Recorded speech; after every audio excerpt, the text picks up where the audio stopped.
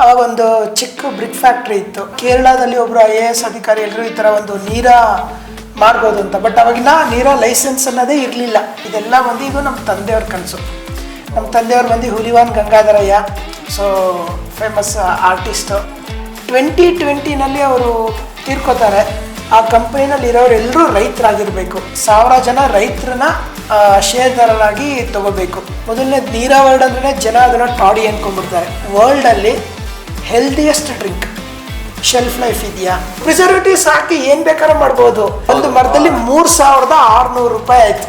ಕನ್ನಡ ಚಲನಚಿತ್ರಕಾರ. Thanks to Sudeep sir. Actually Sudeep sir ಒಂದು big ಫ್ಯಾನೇ ಆಗಿದ್ದಾರೆ ಈ ಪ್ರಾಡಕ್ಟ್ಗೆ. ಅವರು ಕಾಂತಾರ 100 ಡೇಸ್ ಫಂಕ್ಷನ್ ಇದರಲ್ಲಿ ನಮಗೆ ಒಂದು ಜಾಗ ಕೊಟ್ಟರು.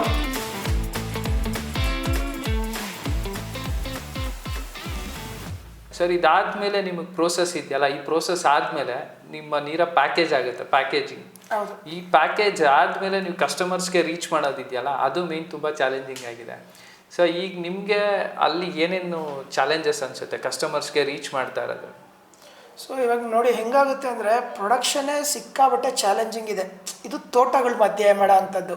ನಾವು ತೋಟಗಳ ಮಧ್ಯೆ ಕರೆಂಟ್ನ ತೊಗೊಂಡೋಗೋದೇ ಒಂದು ದೊಡ್ಡ ಚಾಲೆಂಜು. ಸೊ ಅಲ್ಲಿ ಫ್ರೀಸರ್ಸು, ಅಲ್ಲಿ ಇದು ಆ ಪ್ರೊಸೆಸಿಂಗ್, ಆಮೇಲೆ ಅಲ್ಲಿಂದ ಫ್ಯಾಕ್ಟ್ರಿಗೆ ಬರೋದು, ಇದನ್ನು ನೋಡ್ಕೊಳ್ಳೋ ಅಷ್ಟೊತ್ತಿಗೆ ಒಂದು ಟೀಮ್ ಥರ ಕೆಲಸ ಮಾಡಬೇಕಾಗುತ್ತೆ. ನೆಕ್ಸ್ಟು ಇಲ್ಲಿಂದ ಬಂದು ತೋಟದಿಂದ ನಾವು ಫ್ಯಾಕ್ಟ್ರಿಗೆ ಬಂದು, ಫ್ಯಾಕ್ಟ್ರಿಯಿಂದ ನಾವೊಂದು ಬ್ಯಾಂಗ್ಳೂರಿಗೆ ತೊಗೊಂಡು ಬರ್ತೀವಿ ಅಂದರೆ, ಮೊದಲನೇದು ನೀರಾ ವರ್ಲ್ಡ್ ಅಂದ್ರೆ ಜನ ಅದನ್ನು ಟಾಡಿ ಅಂದ್ಕೊಂಡ್ಬಿಡ್ತಾರೆ. ಹೌದು. ಸೊ ನಾನು ಮಾರ್ಕೆಟ್ ಮಾಡೋದು ಎರಡನೇ ಪ್ರಶ್ನೆ. ಜನಾಗಿದ್ದು ಏನು ಅಂತ ಅರ್ಥ ಮಾಡಿಸೋ ಅಷ್ಟೊತ್ತಿಗೆ, ನಾನು ಹೇಳಿದಲ್ಲ 2020ಇಂದ 2024 ಬರೋ ಅಷ್ಟೊತ್ತಿಗೆ ಲಾಂಗ್ ವೇ ಇದೆ ಇದು. ಸೊ ತುಂಬ ಜನ. ಬಟ್ ಒಂದೇ ಒಂದು ಸೂಪರ್ ಸಕ್ಸಸ್ ಏನಿದೆ ಅಂದರೆ, whoever taste out of 10, 9 people will say it's fine. ಎಲ್ಲೋ 1% ಜನ ಅವರು ಏನು ಹೇಳಲ್ಲ, ಅವ್ರು ಏನು ಹೇಳ್ತಾರೆ, ಇದು ತುಂಬ ಸ್ವೀಟ್ ಇದೆ.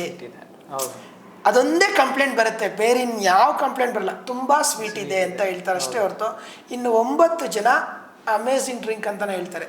ಆಮೇಲೆ ಕಂಟಿನ್ಯೂಸ್ ಆಗಿ 1 ವೀಕ್ ಅವ್ರು ಇದನ್ನು ಕನ್ಸ್ಯೂಮ್ ಮಾಡಿದ್ಮೇಲೆ they will feel the change. ಇದು ಯಾವುದೇ ನಮಗೆ ಪೆಪ್ಸಿ, ಕೋಲಾ ಇಲ್ಲ ಬೇರೆ ಯಾವುದಕ್ಕೂ ಇದನ್ನು ಕಂಪೇರ್ ಮಾಡೋಕ್ಕಾಗಲ್ಲ. ಐದರ್ ರೇಟ್ ವೈಸ್, ಐದರ್ ಸ್ಟಾಕ್ ವೈಸ್ ಅದನ್ನು ಕಂಪೇರೇ ಮಾಡೋಕ್ಕಾಗಲ್ಲ. ಇದು ಟೋಟಲಿ ಒಂದು ಹೆಲ್ತ್ ಡ್ರಿಂಕ್. Healthy drink. ಜನ ದುಡ್ಡು ಕೊಟ್ಟು ಹಾರ್ಲಿಕ್ಸ್ ಕುಡಿತಾರೆ, ಬೂಸ್ಟ್ ಕುಡಿತಾರೆ, ಬಟ್ ಅದರಲ್ಲಿ ಏನಿದೆ ಹೆಂಗಿದೆ ಅಂತ ಗೊತ್ತಿರಲ್ಲ. ಆದರೆ ಎಳ್ಳೀರನ್ನ ನಾವು ಯಾವತ್ತೂ ಡೌಟ್ ಮಾಡೋಕ್ಕಾಗಲ್ಲ. ಸೊ ಆ ಎಳ್ಳೀರ್ಗೆ ನೆಕ್ಸ್ಟ್ ಫಾರ್ಮ್ ಇದು, ಇನ್ನು ಅದ್ರ ನೆಕ್ಸ್ಟ್ ಪ್ಯೂರೆಸ್ಟ್ ಫಾರ್ಮು. ಸೊ ಆ ಹೆಲ್ತ್ ಡ್ರಿಂಕ್ ಜನಗೆ ಅರ್ಥ ಮಾಡಿಸೋದೇ ಒಂದು ಬಿಗ್ಗೆಸ್ಟ್ ಚಾಲೆಂಜ್ ಆಗಿದೆ. ಸೊ ಅದರಲ್ಲೇ ನಾವು ಪ್ರಯತ್ನ ಪಟ್ಟಿದ್ದೀವಿ, ರೆಸ್ಪಾನ್ಸು ಬರ್ತಿದೆ. But it's taking its own time. So ನನಗೆ ಇಲ್ಲಿ ಮಾರ್ಕೆಟಿಂಗಿಗೂ ಒಂದು ಟೀಮ್ ಬೇಕಾಗುತ್ತೆ, ಅವ್ರಿಗೆ ಅರ್ಥ ಆಗಬೇಕಾಗುತ್ತೆ, ಇದು ಪ್ರಾಡಕ್ಟ್ ನಾಲೆಡ್ಜ್ ಬೇಕಾಗುತ್ತೆ. ಸೊ ಅವ್ರಿಗೆ ಮಾರ್ಕೆಟಿಂಗ್ ಗೊತ್ತಿರುತ್ತೆ, ಬಟ್ ಈ ಪ್ರಾಡಕ್ಟ್ ನಾಲೆಡ್ಜ್ ಬರಬೇಕಲ್ಲ ಅವರು ಮಾಡೋದಕ್ಕೆ. ಸೊ ಇದು ನಡೀತಾ ಇದೆ, ಒಂದು ಪ್ರೋಸೆಸ್ ನಡೀತಿದೆ. ಇದ್ರ ಜೊತೆಗೆ ನಾವು ಬೇರೆ ವ್ಯಾಲ್ಯೂ ಆಡೆಡ್ ಪ್ರಾಡಕ್ಟ್ಸ್ನು ಮಾಡಿದ್ದೀವಿ. ನೀರಾದಲ್ಲಿ ಬರೀ ನೀರಾನೇ ಮಾಡಿಲ್ಲ, ಯಾರು ಮಾಡ್ದಲೇ ಇರೋಂಥ ಸೋಯಾ ಸಾಸ್ನ ಮಾಡಿದ್ದೀವಿ. ಸೋಯಾ ಸಾಸ್ಗೆ ಹೇಗೆ ನೀರಾದಲ್ಲೇ, ಬೇರೆ ಏನೂ ಇಲ್ಲ. ಅದು ವಿದೇಶದಲ್ಲಿ ಎಕ್ಸ್ಪೋರ್ಟ್ ಆಗೋ ಅಂಥ ಪ್ರಾಡಕ್ಟ್ ಅದು. ಸೊ ಅದ್ರದ್ದು ಮೇಲೂ ತುಂಬ R&D. ಸ್ಟಾರ್ಟಿಂಗ್ ಒಂದು 2 ವರ್ಷ ನಾವು ಮಾರ್ಕೆಟಿಗೆ ಬರಲೇ ಇಲ್ಲ. ಇದರಲ್ಲಿ ಏನು ಬೈ ಪ್ರಾಡಕ್ಟ್ಸ್ ಮಾಡ್ಬೋದು, ಶುಗರ್ ಹೇಗಾಗುತ್ತೆ, ಸಿರಪ್ ಹೇಗಾಗುತ್ತೆ, ಸಾಸ್ ಹೆಂಗೆ ಮಾಡ್ಬೋದು, ವಿನಿಗರ್ ಹೆಂಗೆ ನಡೆಯುತ್ತೆ. ಸೊ ಒಂದು 2 ಇಯರ್ಸ್ 20 to 22 ಕೊರೋನಾ ಪೀರಿಯಡ್ ಇತ್ತಲ್ಲ. ಸೊ ನಮ್ಮ 2020ಗೆ ಕಂಪ್ನಿ ಸ್ಟಾರ್ಟ್ ಆಯಿತು, ಲೈಸೆನ್ಸ್ ಬಂತು, ಬಟ್ ನಾವೇನು ಮಾಡೋಂಗಿಲ್ಲ. ಸೊ ಫುಲ್ಲು R&Dನಲ್ಲೇ ಹೋಗ್ಬಿಟ್ವಿ. ಸೊ ಅದರಲ್ಲಿ ಅವಾಗ ಒಂದು ತಿಳ್ಕೊಂಡ್ವಿ. ಬಟ್ ಏನಾಗುತ್ತೆ ಅಂದರೆ, so once again the same challenge. ನೀವು ಒಂದು ಹೊಸ ಪ್ರಾಡಕ್ಟ್ನ ನೀವು ಮಾಡಬೇಕು ಅಂತ ಲಾಂಚ್ ಮಾಡಬೇಕು ಅಂದರೆ 100 ಚಾಲೆಂಜಸ್ ಇರುತ್ತೆ. ಸೊ ಪ್ಯಾಕೇಜಿಂಗಿಂದ ಹಿಡಿದು, ಪ್ರಾಡಕ್ಟ್ ಟೆಸ್ಟಿಂಗಿಂದ ಹಿಡಿದು, ಈಗ ನೀವು ಕೇಳಿ ನ್ಯೂಟ್ರಿಷನಲ್ ಬೆನಿಫಿಟ್ಸ್ ಏನಿದೆ. ಸೊ ಒಂದು ಬಿಗ್ಗೆಸ್ಟ್ ಚಾಲೆಂಜ್. ಒಂದು ಪ್ರೋಸೆಸ್ ಸ್ಟೆಪ್ ಬೈ ಸ್ಟೆಪ್ ನಡೀತಾ ಇದೆ. ಮೇನ್ ನೀರಾ ಹಿಂಗೆ ಅಂತಂದ್ರೆ ಸರ್, ಈಗ ನಾನು ಫಸ್ಟ್ ಟೈಮ್ ನೀರಾ ಅಂತ ಕೇಳಿದಾಗ ನಮಗೆಲ್ಲ ನೆನಪಿರೋದು ಆಗಿನ ಕಾಲದಲ್ಲಿ ವೈಟ್ ಟಾಡಿ ಡ್ರಿಂಕ್. ಅದು ಪ್ಯಾಕೇಜಿಂಗ್ ಇಲ್ಲ, ಏನಿಲ್ಲ, ಒಂದು ಜಗ್ಗಲ್ಲಿ ಹಾಕಿ ಕೊಡ್ತಾ ಇದ್ರು. ಈ ನೀರಾ ಈ ತರ ನಮ್ಗೆ ಎಲ್ಲರಿಗೂ ನಾಲೆಜ್ ಇರೋದೇ ಅಷ್ಟು. ಆದ್ರೆ ಈಗ ನೀರಾ, ನೀವು ಕೋಕೋಸಾಪ್ ನೀರಾ ಅಂತ ಈಗ ಇದನ್ನ ಪ್ಯಾಕೇಜಿಂಗ್ ಮಾಡಿ ಬ್ರ್ಯಾಂಡ್ ಮಾಡಿ ಇದನ್ನ ಮಾಡ್ಬೇಕಾದ್ರೆ ಫಸ್ಟ್ ಜನರಿಗೆ ಇದು ನಾಲೆಡ್ಜು ಬರಬೇಕು, ಇದು ಅವೇರ್ನೆಸ್ ಕ್ರಿಯೇಟ್ ಮಾಡಬೇಕು, ಮತ್ತು ಪ್ರಾಡಕ್ಟ್ ಇದು ಏನಿದು ಅನ್ನೋದು ತಿಳಿಸೋದೇ ಕಷ್ಟ, ಚಾಲೆಂಜ್ ಇದೆ. ಸೊ ನಿಮಗೆ ಇವಾಗ ಟ್ರೆಂಡ್ ಚೇಂಜ್ ಆಗಿದೆ. ಈಗ ಎಲ್ಲ ಏನು ಅಂದರೆ ಹೈಜಿನಿಕ್ ಕೇಳ್ತಾರೆ, ಪ್ಲಸ್ ಪ್ಯಾಕೇಜಿಂಗು ಇಟ್ಸ್ ಬ್ರ್ಯಾಂಡ್ ಅಂತ ನೋಡ್ತಾರೆ. ಸೊ ನಿಮಗೆ ಈಗಿನ ಕಲ್ಚರ್ ಚೇಂಜ್ ಆಗಿದೆಯಲ್ಲ, ಈಗ ಕಸ್ಟಮರ್ಸ್ ಮೈಂಡ್ಸೆಟ್ಟು ಚೇಂಜ್ ಆಗಿದೆ. ಸೊ ಪ್ರಾಡಕ್ಟ್ ಬ್ರ್ಯಾಂಡ್ ಇರಬೇಕು, ನನಗೆ ಹೈಜಿನಿಕ್ ಆಗಿರಬೇಕು, ಕ್ವಾಲಿಟಿ ಇರಬೇಕು, ನ್ಯೂಟ್ರಿಷನಲ್ ಬೆನಿಫಿಟ್ಸ್ ಇರಬೇಕು. ಸೊ ಈ ಕಲ್ಚರು ನಿಮಗೆ ನೀರಾ ಬಿಸ್ನೆಸ್ಗೆ ನಿಮ್ಗೆ ಏನಾದರೂ ಅದು ಬೆನಿಫಿಟ್ ಆಗ್ತಿದ್ಯಾ? ಇಲ್ಲ, ಅಫ್ಕೋರ್ಸ್ ಹಾಗೆ ಆಗುತ್ತೆ. ಈಗ ಜನ ತುಂಬ ಹೆಲ್ದಿ ಆಗಿದ್ದಾರೆ. ಈಗ ನಾವೆಲ್ಲ ಎಂಗೇಜ್ ಇದ್ದಾಗ ನಾವು ಕೋಕೋ ಕೋಲಾ ಕುಡಿತಿದ್ದಕ್ಕೆ ಈಗ 100% ಇಲ್ವೇ ಇಲ್ಲ. ಆಲ್ಮೋಸ್ಟ್ ನೀವು ನೋಡಿದಾಗ ಗ್ರಾಫ್ ಒಂದು 80% ಆದ್ರೂ ಇಳಿದ್ಬಿಟ್ಟಿದೆ. ಸೊ ಇವಾಗ ಯೂತ್ಸ್ ಆಗಲಿ ಇಲ್ಲ ದೊಡ್ಡವರಾಗಲಿ ಎಲ್ಲನೂ ಒಂದು ಹೆಲ್ದಿ ಡ್ರಿಂಕ್ ಆಗಲಿ ಅದು ಹೆಲ್ತಿಗೆ ಒಳ್ಳೇದ ಅನ್ನೋದೇ ತುಂಬ ಇರ್ತಾರೆ. ಸೊ ಆ ಪಾಯಿಂಟ್ ಆಫ್ ವ್ಯೂನಲ್ಲಿ ಇದು ಇಷ್ಟ ಆಗುತ್ತೆ. ಬಟ್ ಆ ವರ್ಡ್ ಇದೆಯಲ್ಲ ಹಳೇದು, ಇದು ಹೊಸದಾಗಿ ಬಂದಿದ್ರೆ ಪರವಾಗಿಲ್ಲ. ಆ ನೀರ ಅನ್ನೋ ವರ್ಡ್ ನಾವು ನೀರನ್ನು ತೆಗಿಯೋಕ್ಕೂ ಆಗಲ್ಲ, ನೀರನ್ನು ತೆಗೆದ್ರೆ ಮತ್ತೆ ಏನಿದು ಅಂತ ಕೇಳ್ತಾರೆ. ಸೊ ಆ್ಯಕ್ಚುಲಿ ಅದು ಒಂದೇ challenge. But drink wise consume wise customers ತುಂಬ ಚೆನ್ನಾಗಿ ಇಷ್ಟಪಡ್ತಾರೆ. ಇದುವರೆಗೂ ಇದು ನೀವು ನೋಡಿದಾಗ ಇದೇನು ಬೇರೆ ಕಡೆ ಮಾರ್ಕೆಟಿಂಗ್ ಆಗಿಲ್ಲ. ಇದು ಮಾರ್ಕೆಟಿಂಗ್ ಆಗಿರೋದು ಒಂದೇ ಕಡೆ. ಹೇಗೆ ನೀವು ಕುಡ್ದು ನೀವು ಚೆನ್ನಾಗಿದ್ರೆ ಇದು ಕುಡಿಬೋದು, ಹಿಂಗೆ ಹೋಗಿರೋದು ಮೌತ್ ಟು ಮೌತಲ್ಲೇ ಹೋಗಿದೆ. So no social media, no ಬೇರೆ, ಇದುವರೆಗೂ ಇನ್ನೂ ಆಗಿಲ್ಲ ಅದು. ಯಾಕೆಂದರೆ ನಾವು ಆ ಥರ ಮಟ್ಟಕ್ಕೆ ಟ್ರೈ ಮಾಡ್ತಾ ಇದ್ದೀವಿ. ಸೊ ಮೌತ್ ಟು ಮೌತಲ್ಲೇ ನಡೆದಿದೆ. ಸೊ ಬೆನಿಫಿಟ್ ಆಗಿದೆ, ತುಂಬಾ ಆಗಿದೆ. ಓಕೆ ಸರ್, ಮತ್ತು ಈಗ ಒಂದು ಪಾಯಿಂಟ್ ಹೇಳಿದ್ರಿ ತುಂಬ ಸ್ವೀಟ್ ಇರುತ್ತೆ ಅಂತ. ಸೊ ಅದು ಕೋಕೋ ಸಾಪ್ ನೀರಾ ಬಂದು ಏನದು ಕಂಪ್ಲೀಟ್ ತುಂಬ ಸ್ವೀಟ್ ಆಗಿರುತ್ತೆ, ಅದು ಕಂಪ್ಲೀಟ್ ನ್ಯಾಚುರಲ್ಲ ಅಥವಾ ಎಲ್ಲರಿಗೂ ಏನು ಡೌಟ್ ಇರುತ್ತೆ ಅಂತಂದರೆ ಶುಗರ್ ಆ್ಯಡ್ ಮಾಡಿದ್ದಾರೆ, ಶುಗರ್ ಹಾಕ್ತಾರೆ, ಅದಕ್ಕೆ ಇಷ್ಟು ಸ್ವೀಟ್ ಇದೆ ಅಂತ. ಅದ್ರ ಬಗ್ಗೆ ಏನು ಕ್ಲಾರಿಟಿ ಕೊಡ್ತೀರಾ? ನೋಡಿ, ಫಸ್ಟದು ನಿಮಗೆ ನ್ಯೂಟ್ರಿಷನ್ ಬೆನಿಫಿಟ್ಸಲ್ಲಿ ಹೇಳಬೇಕು ಅಂದರೆ ಇದ್ರ ಗ್ಲೈಕಮಿಕ್ ಇಂಡೆಕ್ಸ್ ಬಂದು ಬಿಲೋ 35. ಸೊ ಗ್ಲೈಕಮಿಕ್ ಇಂಡೆಕ್ಸ್ ಬಿಲೋ 35 ಅಂದಾಗ ಆಟೋಮೆಟಿಕ್ಕಾಗಿ ಶುಗರ್ ಇರೋರು ಗೊತ್ತಾಗೋಗುತ್ತೆ. ಏಕೆಂದರೆ ಹೈಯೆಸ್ಟು ರಾಗಿ ಅಕ್ಕಿನಲ್ಲೇ ಒಂದು 60-65 ಮೇಲೆ ಇರುತ್ತೆ, ಗೋಧಿನಲ್ಲಿ ಒಂದು 40 ಬರುತ್ತೆ, ರಾಗಿನಲ್ಲಿ ಒಂದು 35 ಬರುತ್ತೆ. ಇದು ಬಿಲೋ 35 ಇದೆ ಗ್ಲೈಕಮಿಕ್ ಇಂಡೆಕ್ಸು.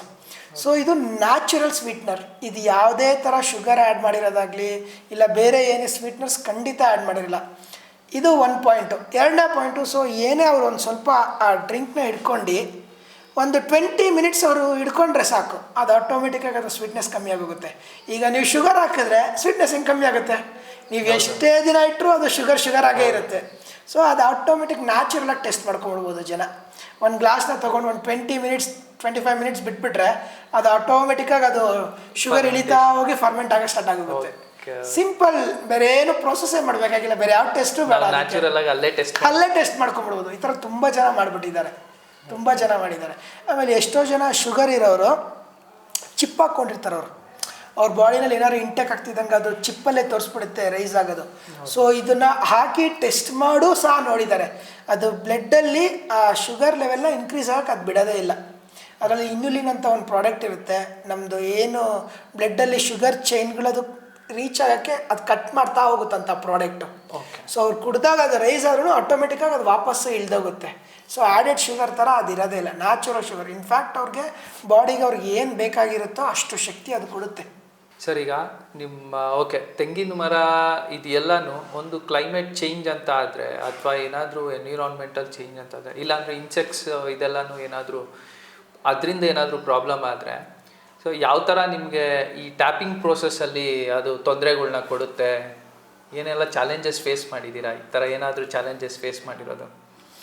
ಇದು 100% ಆಗೇ ಆಗುತ್ತೆ. ಈಗ ನೋಡಿ, ಬೇರೆ ಏನೂ ಬೇಡ, ಕ್ಲೈಮ್ಯಾಟಿಕ್ ಕಂಡೀಷನ್ಸ್, ಜಸ್ಟ್ ಮಳೆ ಬಂತು ಅಂದರೆ ನಾವು ಟ್ರೀ ಕ್ಲೈಮ್ ಮಾಡೋಕ್ಕಾಗೋದಿಲ್ಲ. ಸೊ ನೀವು ಟ್ರೀ ಆ ಟೈಮ್ಗೆ ಕ್ಲೈಮ್ ಮಾಡಿಲ್ಲ ಅಂದರೆ ಆಟೋಮೆಟಿಕ್ಕಾಗಿ ಅಲ್ಲಿರೋ ಆ ಫಸ್ಟ್ ಕ್ವಾಲಿಟಿ ನಿಮಗೆ ಸಿಗೋದಿಲ್ಲ.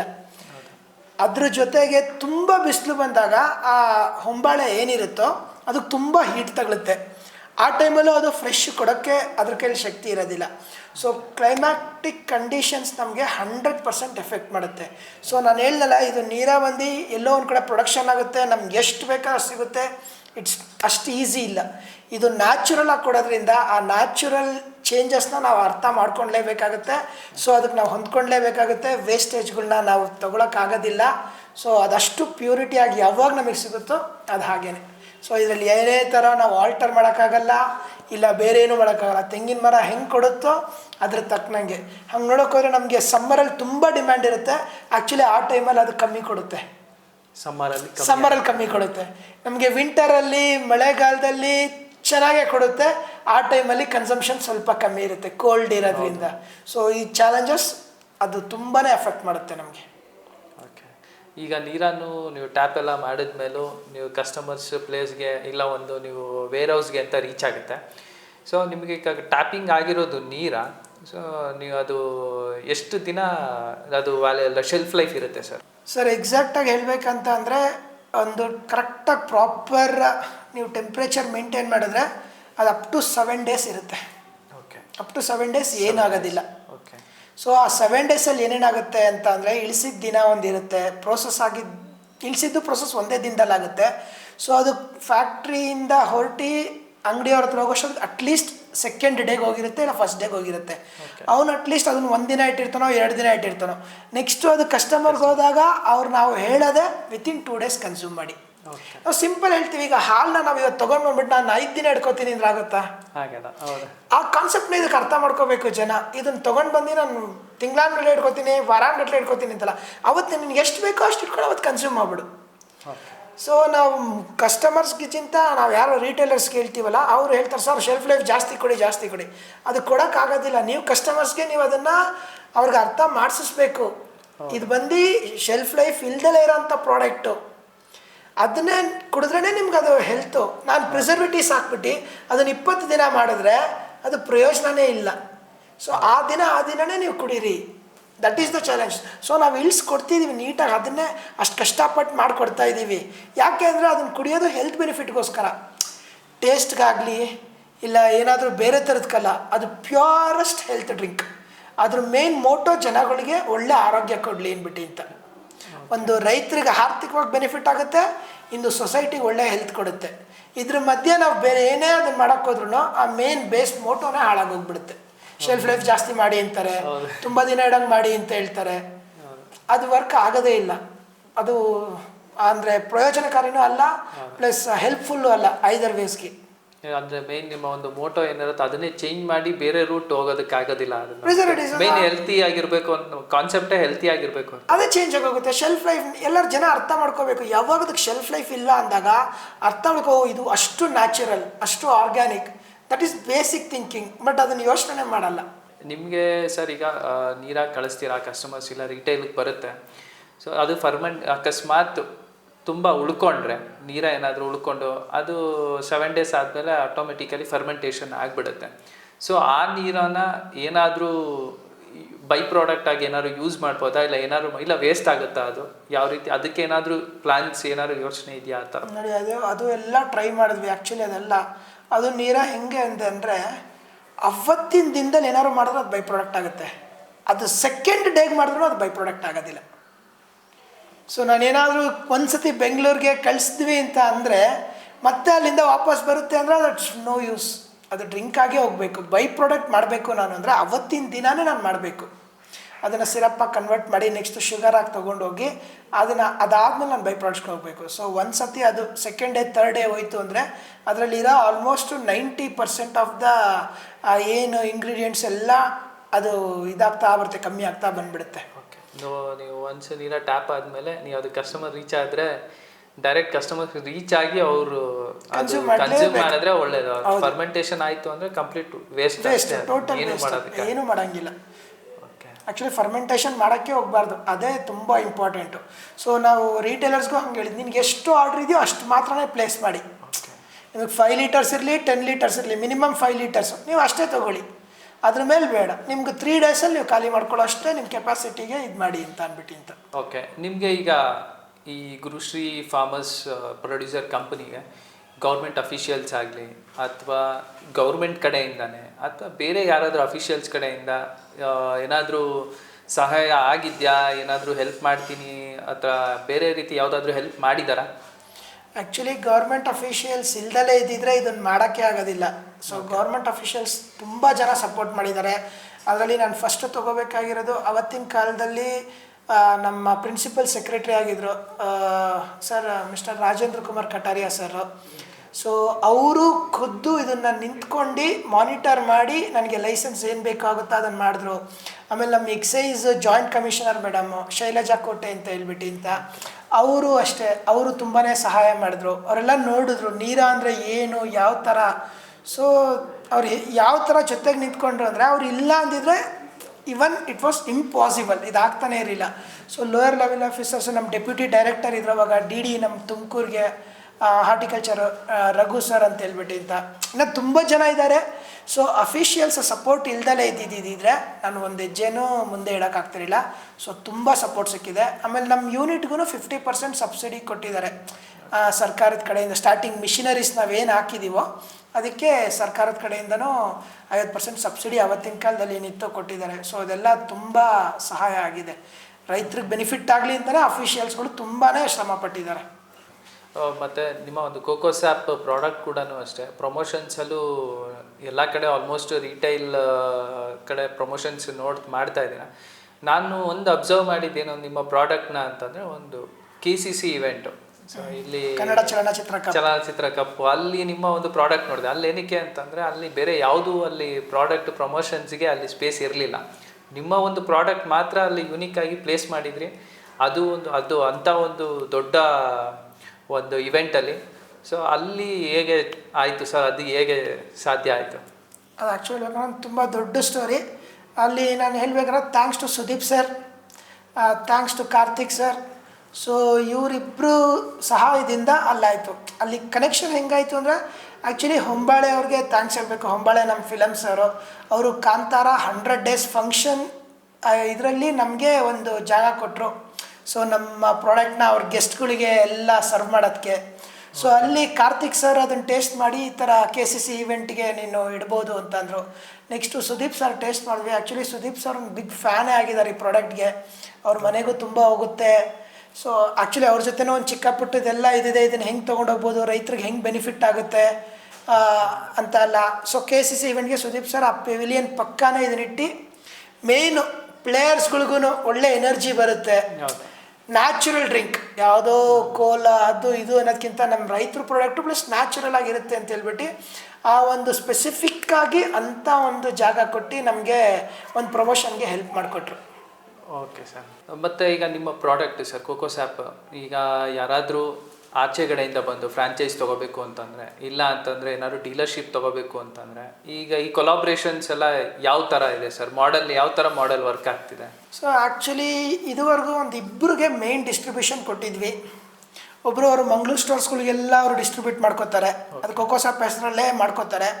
ಇನ್ನೊಬ್ರು ಈಗ ಹೊಸಬ್ರು ಬಂದಿದ್ದಾರೆ, ನಮ್ಮ ಸೈದಪ್ಪ ಗುತ್ತೇದಾರ್ ಅಂತ ಹೇಳ್ಬಿಟ್ಟು. ಅವರು ತುಂಬ ಇಷ್ಟಪಟ್ಟು ಇದನ್ನು ಮಾಡಬೇಕು ಅಂತ ಬಂದರು. ಸೊ ಅವ್ರಿಗೆ ಒಂದು ಆಫರ್ ಕೊಟ್ಟಿದ್ವಿ. ಅಂದರೆ ನಾವು ನೀರನ್ನು ಸಪ್ಲೈ ಮಾಡ್ತೀವಿ ನಮ್ಮ ಕಂಪನಿಯಿಂದ, manufactured by Gurushree farmer producer company. ನೀವು ನಿಮ್ಮದೇ ಬ್ರ್ಯಾಂಡಲ್ಲಿ ಬೇಕಿದ್ರೆ ಮಾಡ್ಕೊಳ್ಳಿ. ಯಾಕೆಂದರೆ ನಾವು ದೊಡ್ಡದಾಗಿ ಇನ್ವೆಸ್ಟ್ ಮಾಡ್ಕೋತೀವಿ, ಮಾರ್ಕೆಟಿಂಗ್ ನಾವು ಮಾಡ್ತೀವಿ, ನಮ್ಮ ಬ್ರ್ಯಾಂಡಲ್ಲಿ ಮಾಡ್ತೀವಿ, ನಮಗೆ ನೀವು ಇಷ್ಟು ಲೀಟರ್ಸ್ ನೀರ ಪ್ರತಿದಿನ ಸಪ್ಲೈ ಮಾಡಬೇಕು ಅನ್ನೋ ಒಂದು ಒಪ್ಪಂದದ ಮೇರೆಗೆ ಸೊ ಅವ್ರಿಗೆ ಒಂದು ಆಫರ್ ಕೊಟ್ಟಿದ್ದೀವಿ. ಅವ್ರು ಇವಾಗ ನೀರ ಸಿಪ್ NERASIP ಈ ಒಂದು ಬ್ರ್ಯಾಂಡ್ನಲ್ಲಿ ಅವರೀಗ ಬ್ಯಾಂಗ್ಳೂರು ಔಟ್ಲೆಟ್ಸ್ಗಳನ್ನ ಸ್ಟಾರ್ಟ್ ಮಾಡ್ತಾ ಇದ್ದಾರೆ. ಆಗಲೇ ಒಂದು 3 ಔಟ್ಲೆಟ್ ಸ್ಟಾರ್ಟ್ ಆಗಿದೆ. ಸೊ ಅವ್ರು ಏಮಂದ್ರೆ ಥ್ರೂ ಔಟ್ ಬ್ಯಾಂಗ್ಳೂರು. ಸೊ ನನಗೂ ಏನು ಅನಿಸ್ತು, ನಾನು ಪ್ರೊಡಕ್ಷನ್ ಕಡೆ ಗಮನ ಕೊಡೋಣ. ಅಲ್ಲಿ ರೈತರಿಗೆ ಏನು ಚಾಲೆಂಜಸ್ ಬರುತ್ತೆ, ಕಂಪ್ನಿಗೆ ಏನು ಚಾಲೆಂಜಸ್ ಬರುತ್ತೆ. ಸೊ ನಾನು ಪ್ರೊಡಕ್ಷನ್ ಕಡೆ ಗಮನ ಕೊಟ್ಟರೆ ಅವರು ಇಲ್ಲಿ ಮಾರ್ಕೆಟಿಂಗು. ಸೊ ಇಲ್ಲಿ ಕಸ್ಟಮರ್ಸ್ಗೆ ಏನಾಗ್ತಿದೆ, ರಿಟೇಲರ್ಸ್ ಹತ್ರ ಏನಾಗ್ತಿದೆ, ಆ ಪ್ರಾಡಕ್ಟ್ ಕರೆಕ್ಟಾಗಿ ಎಲ್ಲ ಕಡೆ ರೀಚ್ ಆಗ್ತಿದೆಯಾ, ಜನಗಳಿಗೆ ಮುಟ್ಸೋಕ್ಕೆ ಅವರು ಸಂಘಟನೆಗಳಲ್ಲಿ ಇರೋ ಅಂಥವ್ರು. ಸೊ ಅವರು ಜನರ ಒಂದು ಜೊತೆನೇ ಇರೋ ಅಂಥವ್ರು. ಸೊ ಅವ್ರಿಗೆ ಈಸಿ ಆಗುತ್ತೆ. ಸೊ ಈ ಥರದೊಂದು ರೀಸೆಂಟ್ ಒಂದು ಇದಾಗಿದೆ. Okay sir. ಈಗ ಬೆಂಗಳೂರನ್ನ ಬಿಟ್ಟು ಬೇರೆ ಕಡೆ ಹೊರಗಡೆಗೂ ರೀಚ್ ಮಾಡೋದಕ್ಕೆ ಪ್ಲ್ಯಾನ್ ಮಾಡಿದ್ದೀರಾ? ಪ್ಲ್ಯಾನ್ಸ್ ಯಾವ ಥರ? ಇದು US ಹೋಗಿದೆ, ದುಬೈಗೆ ಹೋಗಿದೆ, ಆಸ್ಟ್ರೇಲಿಯಾಗೆ ಹೋಗಿದೆ, ಎಲ್ಲ ಕಡೆ ಹೋಗಿದೆ. ಬಟ್ ಟೆಕ್ನಿಕಲಿ ಫೀಸಿಬಿಲಿಟಿ ತುಂಬ ಕಡಿಮೆ ಇರುತ್ತೆ. ಶೆಲ್ಫ್ ಲೈಫಲ್ಲಿ ಪ್ಲಸ್ ಎಕ್ಸ್ಪೋರ್ಟ್ ಮಾಡಬೇಕಾದ್ರೆ ಎಲ್ಲ ಕಷ್ಟ ಇದೆ. ಸೊ ಅದಕ್ಕೆ ಅದು ಬೇಕಾದ ಸರ್ಟಿಫಿಕೇಷನ್ಸ್ ಎಲ್ಲ ನಡೀತಿದೆ.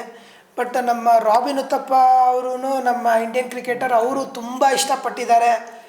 ಸೊ ಈಗ ಹೆಂಗೆ ಸುದೀಪ್ ಸರ್, ರಾಬಿನ್ ಉತ್ತಪ್ಪ ಎಲ್ಲ ಬಂದಿದ್ದಾರೆ. ಬಟ್ ಒಂದು ಸ್ಟೆಪ್ ನೆಕ್ಸ್ಟ್ ತೊಗೋತಿರ್ಬೇಕದು. ಆ ಟೈಮ್ಗೆ ವೆಯ್ಟ್ ಮಾಡ್ತಾಯಿದ್ದೀವಿ. ಸೊ ಇದನ್ನು ಗ್ಲೋಬಲಿನೂ ಇದು ಚೆನ್ನಾಗಿ ಒಳ್ಳೆ ಡ್ರಿಂಕ್ ಆಗಲಿ ಅಂತ ಏನು ಪ್ರಯತ್ನ ಬೇಕೋ ಅದನ್ನು ಪಡ್ತಾಯಿದ್ದೀವಿ. ಖಂಡಿತ ಸರ್, ಅದು ಆಗಲಿ ಅಂತ ನಾವು ವಿಶ್ ಮಾಡ್ತೀವಿ. Thank you. ಮತ್ತು ಈಗ ನೆಕ್ಸ್ಟ್ ಅಪ್ಕಮಿಂಗ್ ಜನ್ರೇಷನ್ನು ಯಂಗ್ಸ್ಟರ್ಸು, ಅವ್ರಿಗೆ ಏನು ಹೇಳೋಕ್ಕೆ ಇಷ್ಟಪಡ್ತೀರಾ? ಅಂದರೆ ಏನಾದರೂ ಒಂದು ಮೆಸೇಜ್ ಹೇಳೋವಂಥದ್ದು. ಏನಕ್ಕೆ ಅಂದರೆ ಈಗ ನೀವು ಇದನ್ನು ಇಷ್ಟು ರಿಸ್ಕ್ ತೊಗೊಂಡು ರೈತರಿಗೆ ಹೆಲ್ಪ್ ಆಗಲಿ ಅಂತ ನೀವು ಇಷ್ಟು ಮಾಡ್ತಾ ಇದ್ದೀರಾ ಪ್ರೋಸೆಸ್. ಈ ಪ್ರೋಸೆಸ್ನ ನೆಕ್ಸ್ಟು ಯಂಗ್ಸ್ಟರ್ಸು ಬರೋರು ಅಟ್ಲೀಸ್ಟ್ ಫಾಲೋ ಮಾಡಬೇಕು. ಸ್ವಲ್ಪ ಜನ ಇದ್ರ ಬಗ್ಗೆನೂ ತಿಳ್ಕೊಬೇಕು. ರೈತರಿಗೆ ಇದು ನೀರ ಅನ್ನೋದು ಎಲ್ಲರೂ ನಮಗೆ ಅದನ್ನ ಅನ್ಕೋತೀವಿ, ನೀರ ಅದಲ್ಲ, ಇದು ನೀರ ಅಂದರೆ ಹೆಲ್ತಿ ಡ್ರಿಂಕ್ ಅನ್ನೋದು.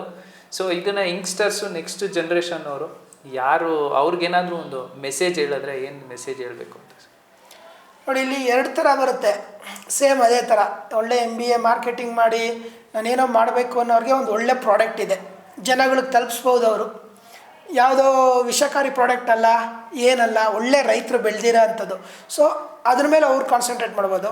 ಅದೇ ಥರ ಗ್ರಾಮೀಣ ಭಾಗದಲ್ಲಿರೋರು ಅವರು ಎಲ್ಲೋ ಕೆಲಸ ಹುಡ್ಕೊಂಡು ಯಾವುದೋ ಕಂಪ್ನಿಗಳಲ್ಲಿ ಸೆಕ್ಯೂರಿಟಿ ಗಾರ್ಡ್ ಮಾಡ್ತೀನಿ, ನಾನು 20,000 ತೊಗೋತೀನಿ, ಇಲ್ಲ ಯಾವುದೋ ಇದು ಕಾಲ್ ಸೆಂಟ್ರಲ್ಲಿ ಇರ್ತೀನಿ, ಆ ಥರನವರು ನಿಮ್ಮ ಸ್ವಂತ ಜಮೀನುಗಳಲ್ಲಿ ಇದು ನಿಮಗೊಂದು ಚಿಕ್ಕದು ಹೆಂಗಾಗುತ್ತೆ ಅಂದರೆ ಪಾರ್ಟ್ ಆಫ್ ದ ವರ್ಕ್ ಆಗುತ್ತೆ.